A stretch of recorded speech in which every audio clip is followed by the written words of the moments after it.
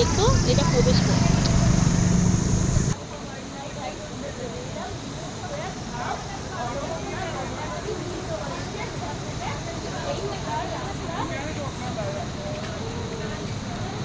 বন্ধুরা বিষ্ণুপুরের ধাম গেট দেখালাম, এবারে অনেক সিঁড়ি নেমে আমরা চলে এসেছি গঙ্গা নদী আর অলকনন্দা নদী একসঙ্গে মিলিত হয়ে গেছে। এই হচ্ছে গঙ্গা, আর এই যে জলের যে স্পিডটা আছে এটা হচ্ছে অলকনন্দা নদী।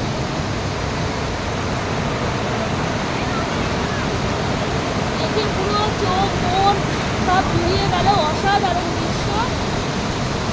এই মিলন